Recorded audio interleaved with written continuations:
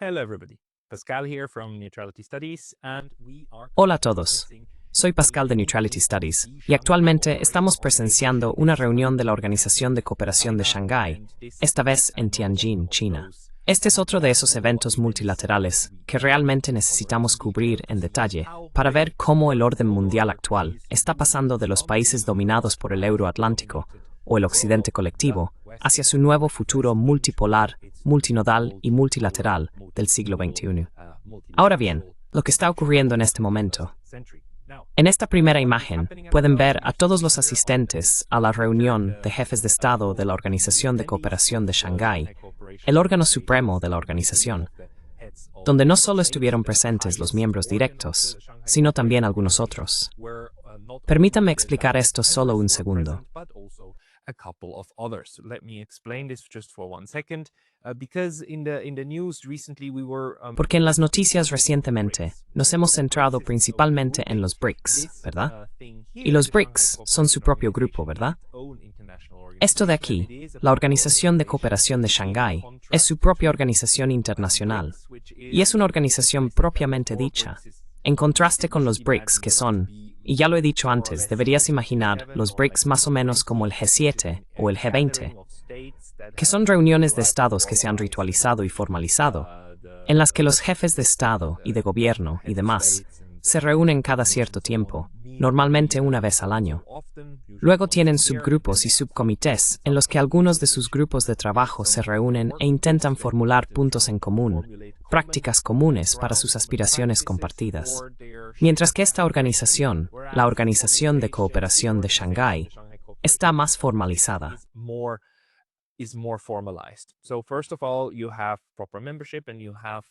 En primer lugar, existe una membresía formal y una secretaría que se encuentra en Pekín, China. Además, hay embajadores que representan de manera permanente a sus países ante la organización. En este sentido, la Organización de Cooperación de Shanghái se asemeja más a la ASEAN, la Asociación de Naciones del Sudeste Asiático. Es más parecida a uno de esos grupos formales, que también cuentan con una estructura institucional y una formalización más sólida. En este mapa pueden ver a los miembros. Los de color verde oscuro son los miembros plenos. Hay 10 en total. Lo más importante es que toda la organización gira en torno a China y Rusia. Esto también se refleja en el hecho de que los idiomas oficiales de la organización son el chino y el ruso.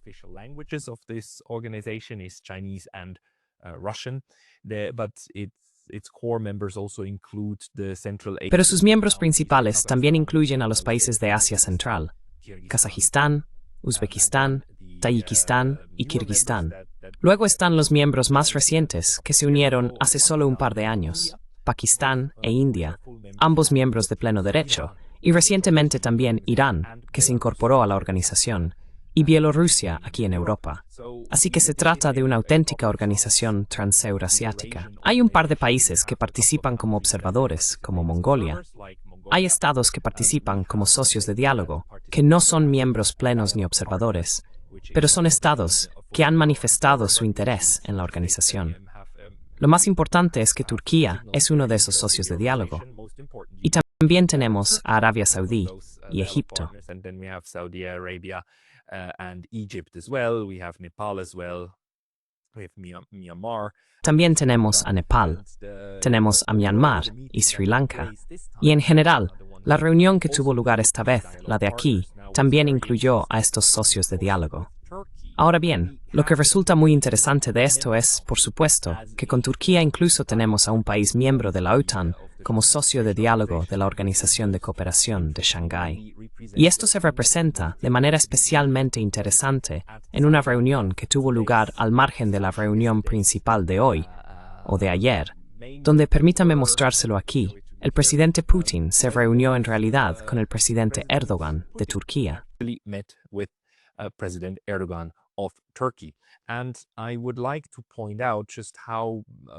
Y me gustaría señalar lo grande que es todo este asunto y la importancia que especialmente los rusos otorgan a la Organización de Cooperación de Shanghái como un vehículo para moldear el nuevo orden mundial multilateral. Permítanme mostrarles aquí. Estamos en la página principal, no del Ministerio de Asuntos Exteriores, sino del Kremlin. Este es el Kremlin, es decir, la página principal del presidente ruso. Y pueden ver aquí, en su versión en inglés, que actualmente hay 3 artículos que hablan sobre lo que el presidente de Rusia ha estado haciendo, en lo que ha estado involucrado. El primer artículo trata sobre sus comentarios durante la reunión del Consejo de Estado, la reunión de los jefes de Estado en la OCS. Así que cuando digo OCS, siempre me refiero a la Organización de Cooperación de Shanghái. So when I say SCO, I mean always Shanghai Cooperation Organization. I will abbreviate that. Voy a abreviar eso. Tenemos un artículo sobre la reunión con el señor Erdogan y otro sobre la reunión con el señor Modi. Así que Rusia, evidentemente, da mucha importancia a lo relevante que es esta organización. Y de nuevo, nos hemos centrado un poco más en los BRICS en el pasado, porque es el grupo más reciente, y también es un grupo más grande, que incluye, por supuesto, a estados africanos y sudamericanos. Pero la Organización de Cooperación de Shanghái tiene la ventaja significativa de llevar más tiempo existiendo y de contar también con un componente de seguridad. Los BRICS, por supuesto, no tienen componente de seguridad, o al menos ese no es su enfoque principal. Or at least that's not a primary focus, whereas for the Shanghai the SCO. Mientras que en la OCS existe incluso todo un brazo de la organización, un brazo administrativo, que se ocupa de los asuntos de contraterrorismo y seguridad del bloque. Pero la OCE no es una alianza. Es muy importante entender que se trata de una organización internacional que reúne a estos países una y otra vez, en la que coordinan políticas e intentan construir infraestructuras comunes. Pero está muy, muy lejos de ser algo parecido a la OTAN. No comparten sus ejércitos. No participan en una cooperación militar a gran escala. Llevan a cabo cooperación en materia de contraterrorismo a través de este grupo, pero de ninguna manera, forma o aspecto es una alianza.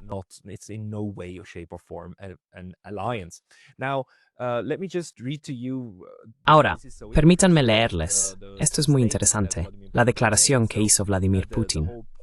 Así que el punto principal de esto, sobre que terceros estados o estados asociados acudan a este foro, es que también puedes encontrarte con los líderes del grupo central.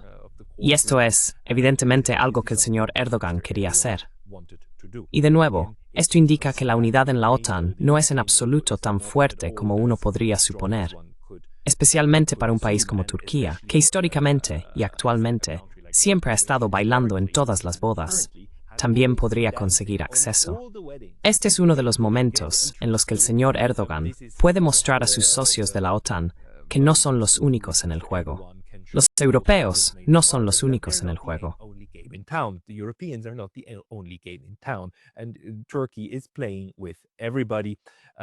Y Turquía está jugando con todos, y de hecho, intentando estar dentro de las organizaciones de varias facciones. Aunque debo decir que la OCS no se presenta explícitamente como anti-OTAN, no se presenta como anti-Occidente, forma parte de este espíritu de los BRICS, de no ser Occidente, y simplemente hacer las cosas a su manera. Permítanme leerles cómo Vladimir Putin se dirigió realmente al señor Erdogan para que se hagan una idea de lo que estaba diciendo, de qué tipo de mensaje buscaba transmitir.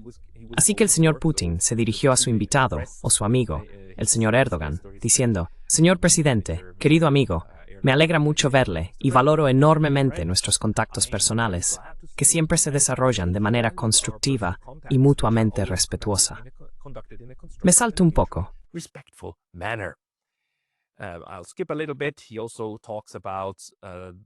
También habla de estar satisfecho con la dinámica del comercio y la cooperación económica, y sobre las inversiones a gran escala que se están llevando a cabo de manera recíproca. El señor Putin realmente pone mucho énfasis en las ventajas económicas compartidas y la cooperación entre ellos, y en lo bien que está funcionando esta cooperación económica. Esto para mí es, por supuesto, una clara indirecta hacia las potencias occidentales. Mirad, aunque intentéis mostrar esta unidad, con Turquía tenemos a un miembro de la OTAN que no está en absoluto alineado. Aunque, como todos sabemos, Turquía siempre juega a dos bandas, y también ha estado enviando apoyo y armas a Ucrania, aunque en cantidades mucho menores que las de los países occidentales. Pero, por supuesto, el apoyo a Ucrania también ha estado presente por parte de Turquía. there, also from Turkey. And we know that Russia and Turkey are having large Y sabemos que Rusia y Turquía están teniendo grandes desacuerdos y una rivalidad muy significativa en lo que respecta a Asia Occidental, Oriente Medio y Siria, y que el señor Putin estaba todo menos contento con el señor Erdogan por su papel, especialmente en Siria y en el intento de derrocar al gobierno de Assad. Sin embargo, una de las cosas que debemos tener en cuenta es que el señor Putin está más que dispuesto, de cara al mundo exterior, a presentar la relación con Turquía en general como una buena relación y como una que le interesaría desarrollar aún más. De nuevo, en este pequeño fragmento, incluso habla de su asociación en el sector energético, que es realmente estratégica. Sigue enfatizando que Turquía es un socio al que valora y cuánto cree realmente en estas palabras y cuánto le importa en realidad el señor Erdogan. How much he really thinks about Mr. Erdogan, that's of course for him. Eso, por supuesto, es algo que solo él sabría. Pero lo que me resulta interesante es que esté dispuesto a declararlo públicamente y también a ponerlo en la página principal del Kremlin, simplemente diciendo, mirad, Turquía es alguien con quien podemos trabajar. Y Turquía, aunque tengamos desacuerdos muy serios, incluso de seguridad, podemos colaborar y estamos dispuestos a hablar al margen de todos estos encuentros. Así que no creo que se trate de un intento de Rusia de alejar a Turquía, pero sí es claramente una rama de olivo para el señor Erdogan, para decirle, mira, si alguna vez tienes demasiados problemas con los de la OTAN, aquí también puedes encontrar algún beneficio. Aunque por el momento no tengo constancia de que haya conversaciones sobre la posible adhesión de Turquía a la OCS, pero la forma en que se está produciendo la interacción actualmente parece estar funcionando bastante bien.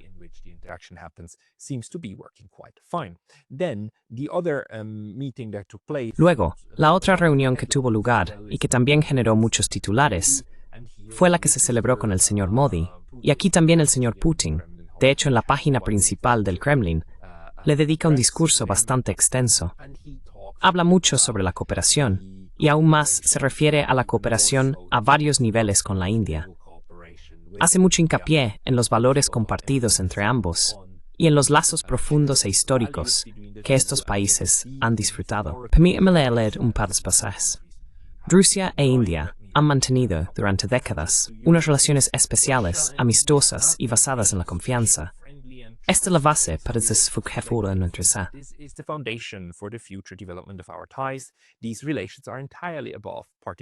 Estas relaciones están completamente por encima de la política partidista y cuentan con el apoyo de la inmensa mayoría de nuestros pueblos.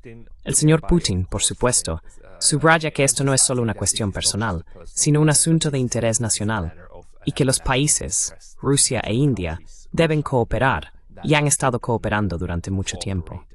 También está claro, a estas alturas, que la India no está dispuesta a ceder ante la presión de Estados Unidos para poner fin a su relación energética con Rusia.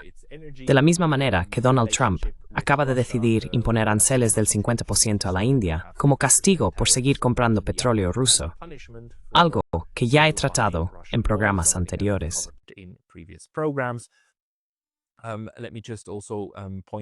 Permítame también señalar que el señor Modi, según este comunicado, responde en su intervención al señor Putin. Ahora, el señor Modi dice, Excelencia, querido amigo, me alegra mucho verle.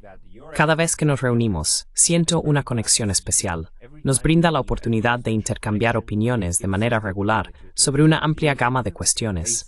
Señor presidente, esto demuestra la profundidad y amplitud de nuestra asociación estratégica especial y privilegiada. Incluso en las circunstancias más difíciles, la India y Rusia siempre han avanzado juntas, hombro con hombro. Nuestra estrecha cooperación es importante no solo para los pueblos de nuestros dos países, sino también para garantizar la paz, la estabilidad y la prosperidad globales.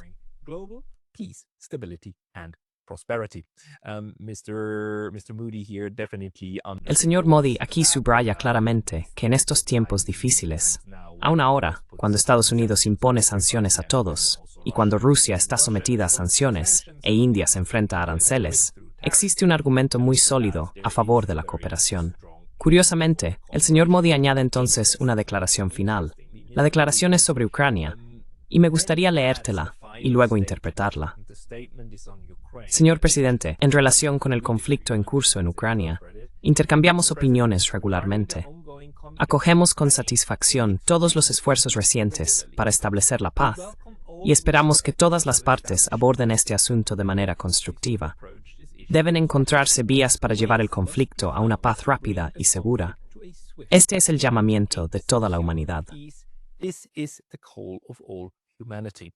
Mr. Moody actually put that little passage Que el señor Modi incluyera realmente ese pasaje en un discurso relativamente breve dirigido al señor Putin, subraya de nuevo que aunque la India no está dispuesta a ceder completamente ante las exigencias de Estados Unidos, es muy consciente de que la guerra y el conflicto en Ucrania son un gran obstáculo para una mejor relación sur-sur, y que a la India le importa mucho poner fin a este conflicto. Y ya sabes, resulta interesante que el señor Modi no omita ese aspecto, sino que, de hecho, mencione la importancia de restablecer la paz real, también en la parte europea de la Organización de Cooperación de Shanghái.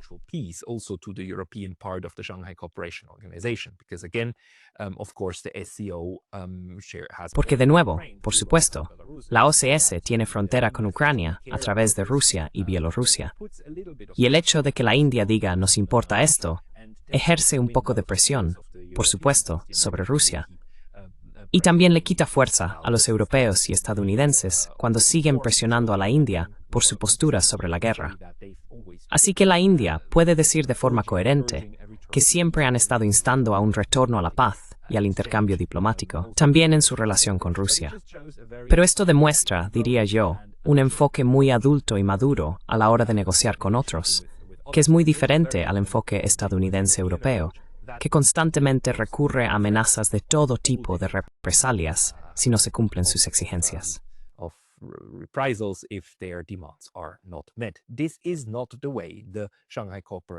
Esta no es la forma en que la Organización de Cooperación de Shanghái interactúa entre sus miembros. Y debo señalar, quizá ya en este punto, que hay una diferencia muy grande entre una imagen como esta, en la que los jefes de Estado y representantes de los países se reúnen como iguales y debaten en pie de igualdad, y fotos como esta otra, en la que el presidente de Estados Unidos básicamente llama a los llamados líderes europeos a su despacho para darles una lección delante de su escritorio sobre las expectativas de Estados Unidos respecto a sus países. Así que realmente creo que el momento actual es muy interesante, también reflejado en fotografías que muestran cómo interactúan los estados entre sí.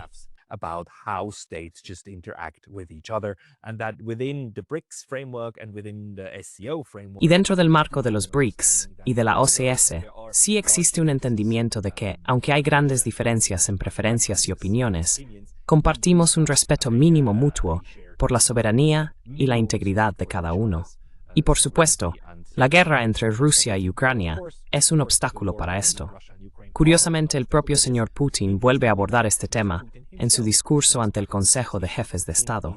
Y el Consejo de Jefes de Estado dentro de la OCS es el órgano supremo de toma de decisiones.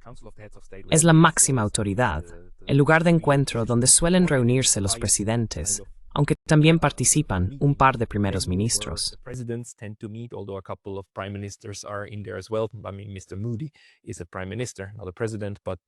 Quiero decir, el señor Modi es primer ministro, no presidente, pero como básicamente cumple la función de jefe de Estado y es la figura política más fuerte, forma parte de ese consejo. Es ahí donde todos elaboran los planes para los siguientes pasos. Las reuniones del Consejo en sí son, por supuesto, más o menos ceremoniales.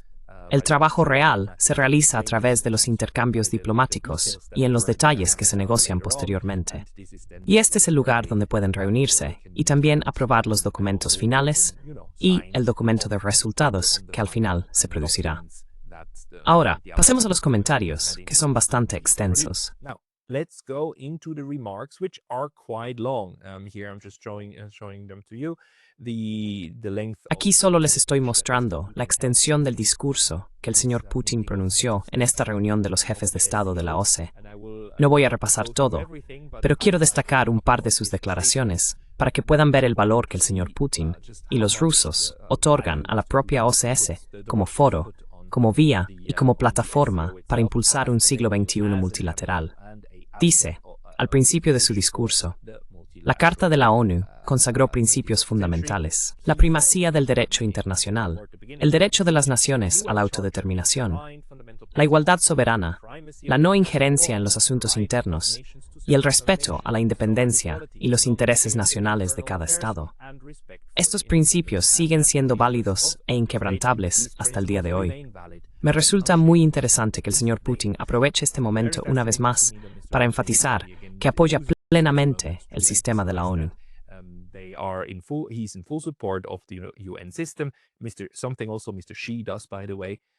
Algo que también hace el señor Xi, por cierto, y lo veremos en un momento, es enfatizar que la OCS está completamente de acuerdo en que los principios y fundamentos de la ONU son la base para este siglo, y que el problema no es la propia Organización de las Naciones Unidas, ni sus principios. El problema es que ciertos estados polarizan, y de hecho, se aprovechan de manera desproporcionada de sus derechos dentro de tales organizaciones. Ahora, volvamos atrás. El señor Putin también dice que la Organización de Cooperación de Shanghái se basa en estos mismos principios. Reúne a socios afines comprometidos con un mundo mundial justo y multipolar.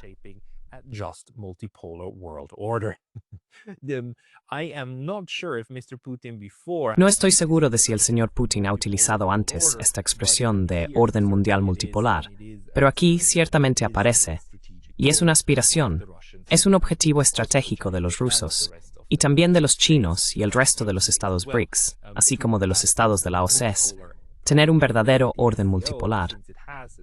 La OCS, al tener un componente de seguridad, es aún más un foro para que el señor Putin comparta realmente la visión rusa de seguridad compartida, algo a lo que vuelve una y otra vez. Dice que abogan por la emisión de bonos conjuntos por parte de los Estados miembros de la OCS, el establecimiento de su propia infraestructura de pagos, liquidación y depósito, y la creación de un banco para proyectos de inversión conjunta. Es realmente fascinante, ¿verdad?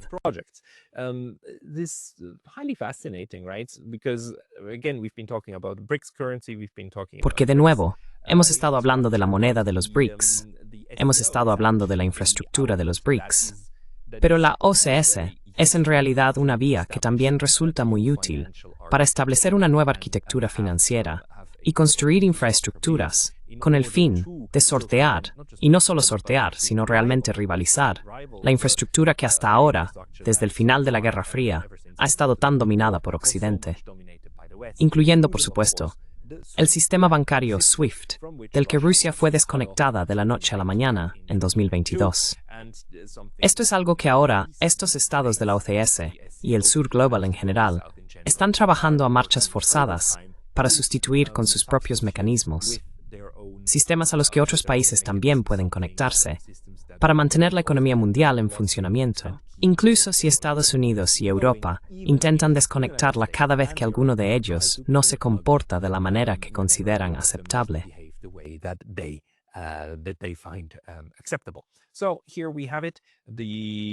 Así que aquí lo tenemos. Los rusos también están pensando, por supuesto, en la OCS como una vía. Él continúa enfatizando de nuevo el auténtico multilateralismo. Me resulta fascinante también que esta palabra, multilateralismo, siga apareciendo una y otra vez, con el énfasis en la igualdad de los estados. Dice que esto ayuda a sentar las bases políticas y socioeconómicas para un nuevo sistema de estabilidad, seguridad y desarrollo pacífico en Eurasia.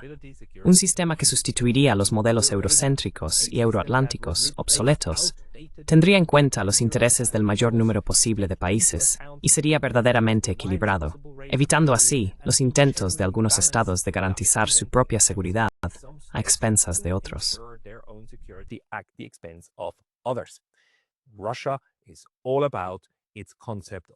Rusia se centra en su concepto de seguridad compartida. Ahora se trata en realidad de enfoques transcontinentales, enfoques euroasiáticos, y él lo enmarca explícitamente como una oposición a los modelos de seguridad eurocéntricos y euroatlánticos. Es decir, el enfoque de la OTAN, que como ya sabemos, Es realmente como un martillo y un clavo cada vez que Estados Unidos no está satisfecho con lo que ocurre. Simplemente pide a sus estados vasallos que se unan y luego los reprende en el despacho oval y les da sus órdenes. Así que, por supuesto, la OTAN es realmente un instrumento de la hegemonía estadounidense, del imperialismo estadounidense en todo el mundo, y sus socios de implementación, hasta el socio de implementación bélica, que es Ucrania, están siendo utilizados como instrumentos.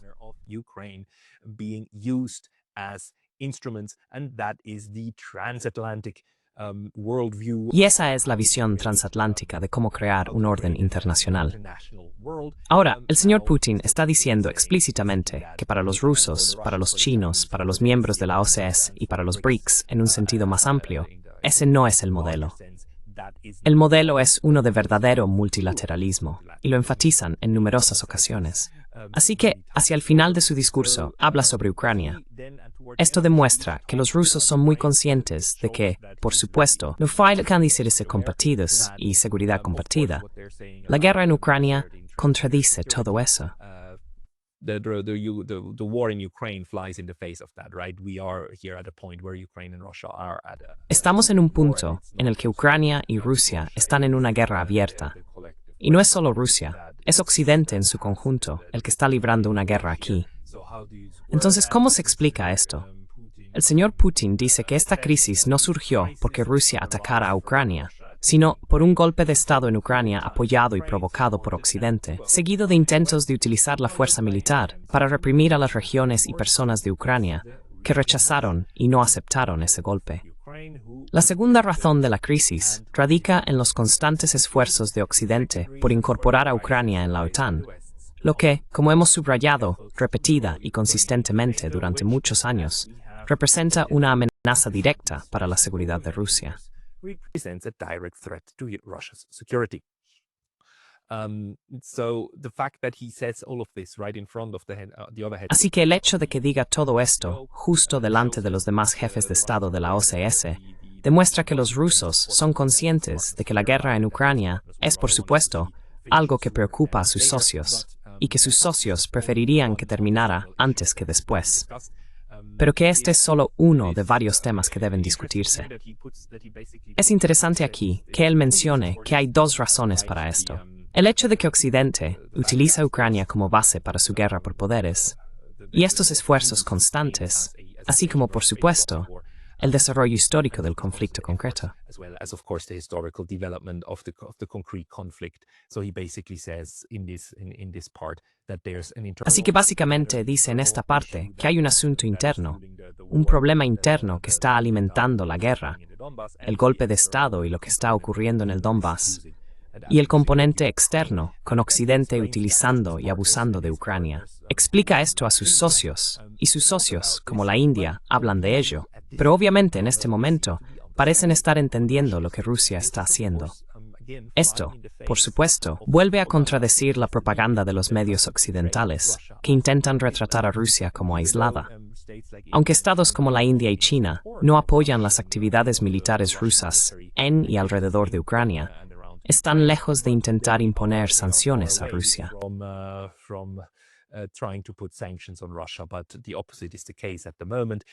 Pero en este momento ocurre lo contrario. Están discutiendo la cooperación y el fortalecimiento de los lazos. Permítanme retroceder y leerles 3 frases más de lo que ha dicho el señor Putin. En este contexto, valoramos mucho los esfuerzos y propuestas de China, India y otros socios estratégicos destinados a facilitar la resolución de la crisis de Ucrania. Y por supuesto, proporcionaré a los colegas información más detallada sobre los resultados de las conversaciones en Astana. Naturalmente, para que una solución en Ucrania sea sostenible y duradera, deben abordarse las causas fundamentales de la crisis que acabo de mencionar y sobre las que he hablado en muchas ocasiones.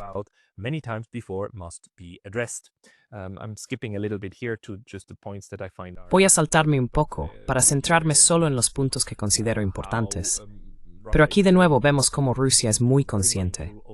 El señor Putin es muy consciente de no dejar dudas en la mente de los socios de Rusia, especialmente China, y ahora también India, sobre cuál es la estrategia de Rusia y cómo está abordando la guerra por poderes en Ucrania. Ellos mismos acogerían con satisfacción el fin de este conflicto, pero un final que, de nuevo, tenga en cuenta las causas profundas.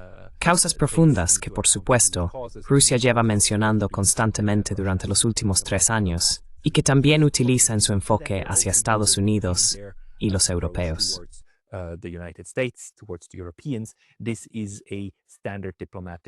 Esto es ahora una práctica diplomática habitual de Rusia. Recordar a los europeos que la única manera de resolver este conflicto es abordar realmente las causas de fondo, que incluyen la necesidad de construir una estructura de seguridad. Y no hay mejor lugar para subrayar esto que la Organización de Cooperación de Shanghái, que también se ha creado como una vía euroasiática para generar seguridad compartida en Europa, principalmente mediante la realización de operaciones conjuntas contra el terrorismo, pero también estableciendo ciertos principios en las relaciones interestatales. Así que este es el escenario perfecto para dejar clara esta idea.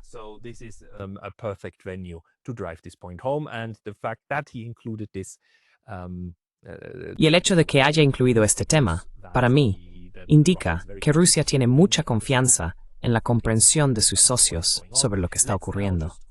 Ahora, echemos un vistazo rápido también a lo que dicen los chinos, porque de nuevo, esta fue una gran reunión del Consejo que Xi Jinping, naturalmente, abriría con sus propias declaraciones.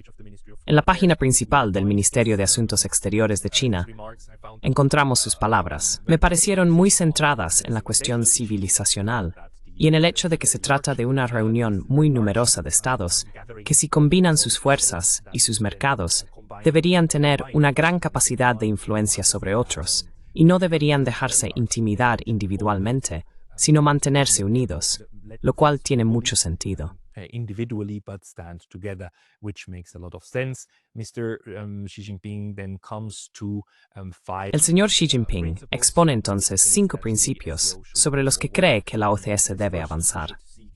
Dice, en primer lugar, que debemos buscar puntos en común, dejando de lado las diferencias, lo cual me parece realmente significativo, ya que, como podemos ver aquí, la Organización de Cooperación de Shanghái incluye miembros que están casi en guerra entre sí.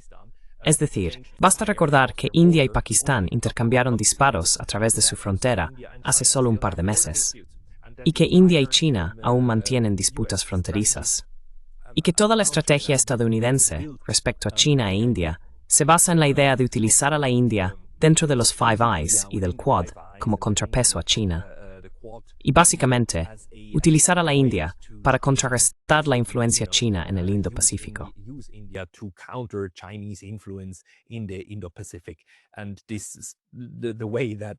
Y la forma en que los chinos están abordando esto, y ahora también los indios, es diciendo, mirad, somos conscientes de que tenemos diferencias. Somos conscientes de que tenemos disputas fronterizas muy graves e incluso miniguerras entre nosotros. Pero eso no significa que tengamos que ir al todo o nada.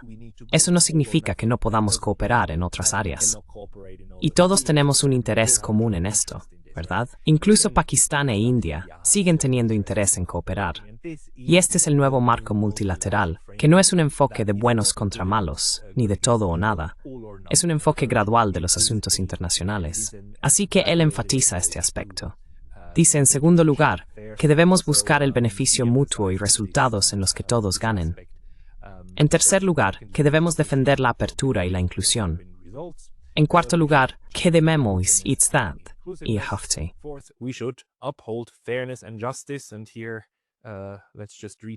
Y aquí leamos solo esta frase. El señor Xi Jinping dice que debemos salvaguardar el sistema internacional centrado en la ONU y apoyar el sistema de comercio multilateral con la OMC como núcleo. Debemos abogar por un mundo multipolar igualitario y ordenado, y por una globalización económica universalmente beneficiosa e inclusiva, y hacer que el sistema de gobernanza global sea más justo y equitativo. De nuevo, observaciones muy interesantes, porque señalan hasta qué punto China tiene interés en mantener y preservar las organizaciones que ya existen, los mecanismos internacionales que ya están en funcionamiento. China no está aquí para reemplazar a ninguno de ellos. La OCS no está aquí para reemplazarlos, sino para complementar y añadir vías adicionales para que el mundo multipolar realmente surja. En quinto lugar, Dice que debemos esforzarnos por obtener resultados reales y alta eficiencia. Así que sigamos construyendo.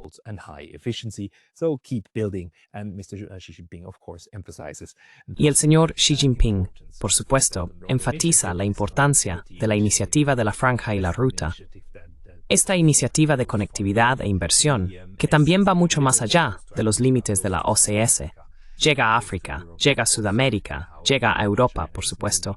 Y como China está principalmente interesada en lo que él también llamó anteriormente, los resultados de beneficio mutuo que se pueden lograr. Hay una segunda declaración que hizo el señor Xi Jinping en la ronda ampliada, donde se invitó a los estados no miembros, los estados observadores y los socios a unirse. En este discurso, también hizo algunos comentarios interesantes. Además, dijo que debemos contribuir a salvaguardar la paz y la estabilidad mundial.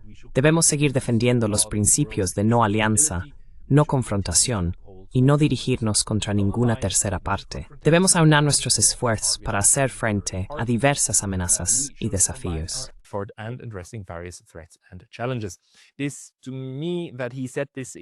Esto para mí, que él haya dicho esto en un entorno en el que también estarían presentes el señor Erdogan y otros, es interesante porque básicamente apoya la idea de que los estados terceros neutrales no necesariamente tienen que unirse a la OCS, que no necesitan ser socios cercanos, sino que el principio del mundo multipolar debería ser aquel en el que los estados terceros, los neutrales, sean libres de tomar sus propias decisiones y no se les ejerza presión. Esto es también una señal muy clara hacia Estados Unidos, que actualmente está intentando presionar a los estados terceros. Me refiero a todo el asunto con la India y los aranceles, y a toda la idea de imponer sanciones secundarias a los estados que no siguen las órdenes y mandatos de Estados Unidos. Eso, por supuesto, es la antítesis de esto, ¿verdad?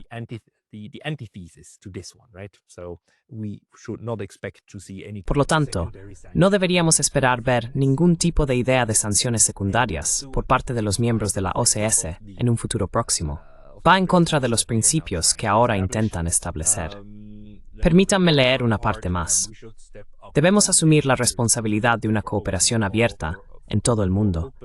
Los Estados miembros de la OCS cuentan con abundantes recursos energéticos, grandes mercados y fuertes motores internos, y estamos contribuyendo con una cuota creciente al crecimiento económico mundial. Debemos seguir desmantelando muros, no levantándolos. Debemos buscar la integración, no la desvinculación. Debemos promover una cooperación de alta calidad en la Franja y la Ruta y apostar por una globalización económica universalmente beneficiosa e inclusiva. Aquí lo tienen. Esta es la visión de este gran grupo de estados y el ambiente positivo en el que se celebró todo esto.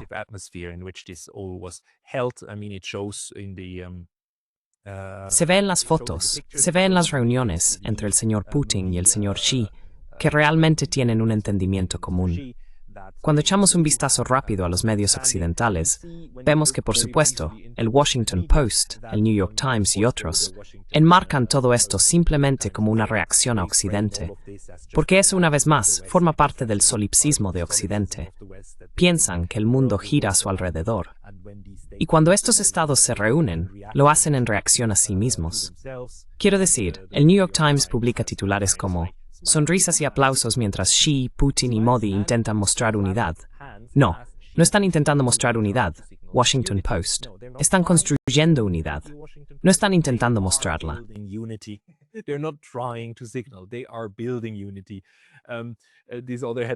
Están construyendo unidad.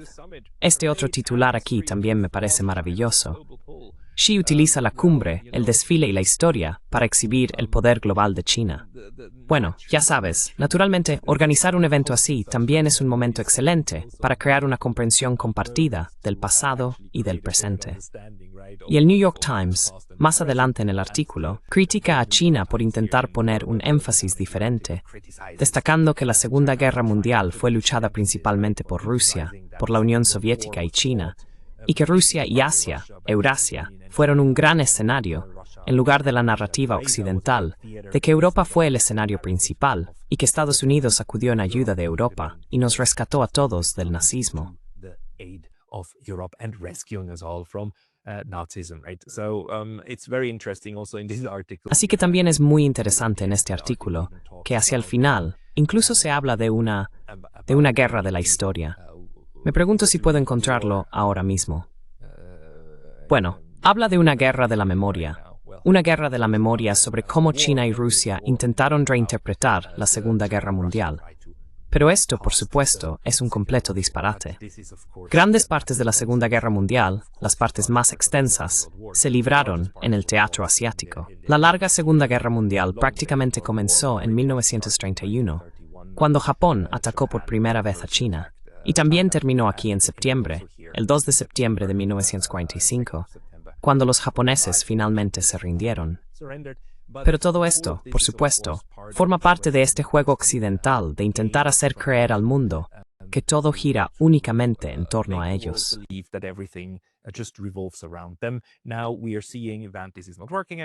Ahora estamos viendo que esto ya no funciona. La Organización de Cooperación de Shanghái está ahí, los BRICS están ahí. Estos estados están afirmando su importancia, su dominio, sus memorias históricas, sus narrativas, y de ese modo están construyendo el mundo multipolar. No contra Occidente, sino que simplemente lo construyen a pesar de Occidente. Así que simplemente siguen adelante.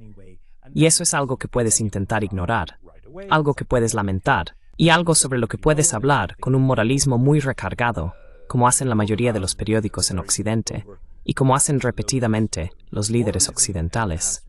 Pero no es algo que vaya a desaparecer.